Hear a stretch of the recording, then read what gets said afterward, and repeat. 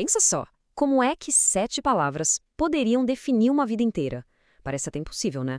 Mas hoje a gente vai mergulhar numa única frase, que é quase uma biografia em miniatura, para entender como cada termo, cada detalhe, vai construindo um legado inesquecível, camada por camada.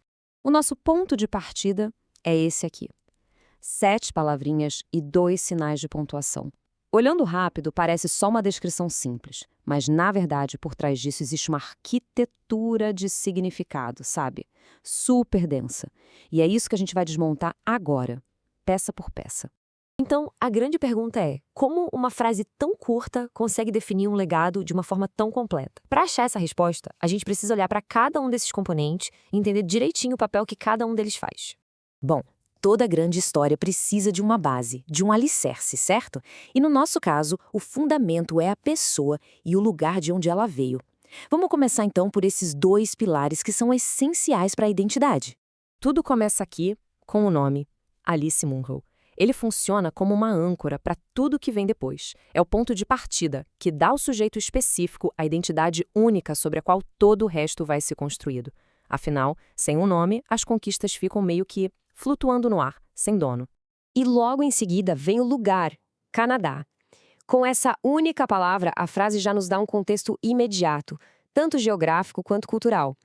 Ela nos coloca no mapa, dá uma nacionalidade e cria todo um pano de fundo que, claro, com certeza moldou a visão e a obra da autora. E é aqui que a gente vê como esses 2 elementos funcionam em perfeita sintonia. De um lado temos o quem, Alice Munro, do outro o de onde, o Canadá. É exatamente essa combinação do indivíduo com o seu contexto que cria a base sólida para a identidade que está sendo apresentada. Uma peça não funciona direito sem a outra. Certo. Agora, vamos para o próximo elemento. É aquele que transforma a identidade em uma autoridade. Vamos ver como uma única palavra pode servir como a prova definitiva de grandeza, sabe? O selo de aprovação máximo. Nobel. Essa palavra sozinha já tem um poder imenso. Ninguém precisa explicar o que é o Prêmio Nobel, né? A palavra por si só já carrega um peso de prestígio, de excelência, de reconhecimento mundial. É basicamente um atalho direto para o topo. Quer dizer, a palavra Nobel aqui funciona como uma credencial universal. Não é só um prêmio, é um selo de excelência que todo mundo reconhece na hora. Ao colocar essa palavra na frase, a importância da Alice Munro é estabelecida em escala global, sem precisar de mais nenhum argumento.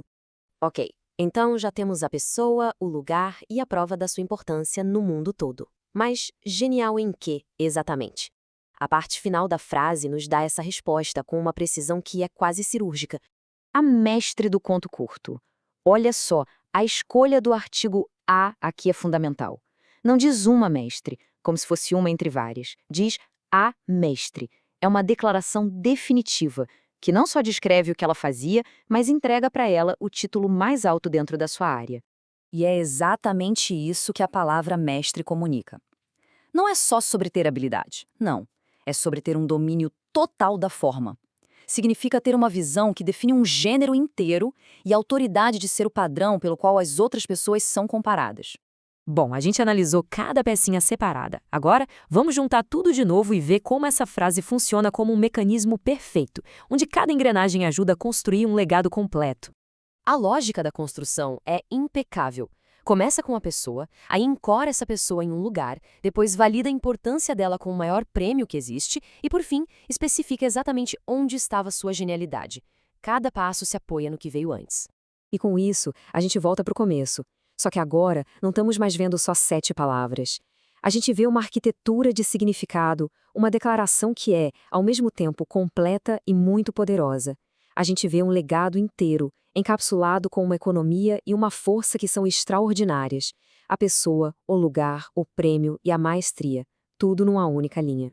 Tudo isso nos leva a uma reflexão final, né? Se um legado tão rico pode ser resumido com tanta precisão, isso mostra o poder imenso que as palavras têm para definir não só os outros, mas a nós mesmos.